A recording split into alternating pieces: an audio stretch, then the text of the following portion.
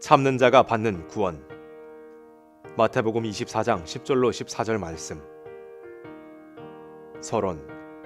하나님께서 어려운 시련을 통과시킨 후 기독교 마지막 구원이 끝을 맺는다.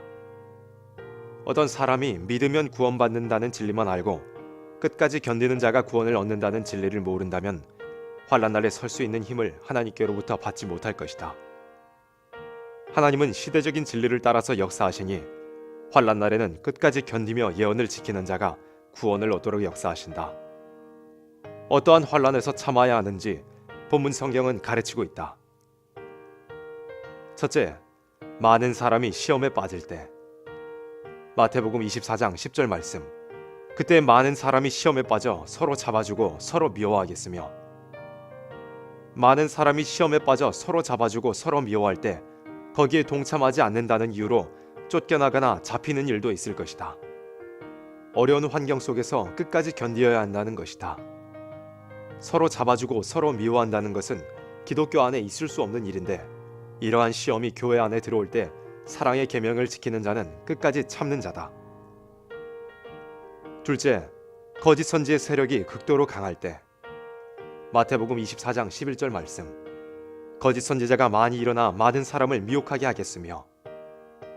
하나님께서 거짓 선지의 세력을 강하게 하는 것은 누가 참된 예언의 말씀을 바로 지키는지 보기 위한 것이다. 미혹은 말씀대로 참고 살려는 마음이 없는 자에게 반드시 오게 될 것이다.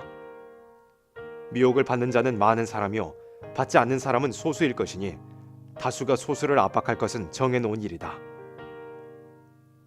셋째, 기독교 사랑이 다 식어질 때. 마태복음 24장 12절 말씀. 불법이 성함으로 많은 사람의 사랑이 식어지리라. 남들이 사랑하니 나도 사랑한다는 정도의 신앙으로는 끝까지 참을 수 없을 것이다. 참 사랑은 어려운 일이 와도 식어지지 않는 것이다. 어떤 형제가 기분이 좋을 때는 사랑하고 환경과 기분이 나쁠 때는 그 사랑이 식어진다면 이런 사람은 알곡이라고 말할 수 없다. 우리는 인간에게서 오는 사랑을 가진 것이 아니고 하나님께로부터 오는 사랑을 받았기 때문에 어려운 환난이 올 때 더욱 눈물겨운 심정으로 양떼를 위하여 목숨을 걸고 나가는 자가 남은 종이 될 것이다. 결론. 하나님은 끝까지 견디는 자를 구원해주기 위해서 먼저 천사를 동원한다. 하나님께서 다니엘에게 네 민족을 호위하기 위하여 대군 미가엘이 일어난다고 말씀했다.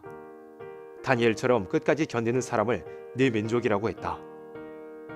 마치 농부가 추수기에 끝까지 견디고 남은 알곡을 아끼는 것과 같이 그들은 하나님의 보호를 반드시 받는다는 것이다. 하나님은 예언의 말씀에 끝까지 견디는 자라야 구원을 얻으리라고 말씀했으니 끝까지 참지 않으면 구원받을 수 없는 어려운 일이 우리 앞에 분명히 올 것이다. 만일 어떤 종이 우리 신자는 절대 어려운 환난이 없이 평안히 있다가 들림을 받는다고 말한다면 이는 말씀과 맞지 않는다. 이런 때가 분명히 올 것이며 먼저 복음이 온 세상에 전파된 후에야 이러한 때가 온다는 것을 가르쳤다.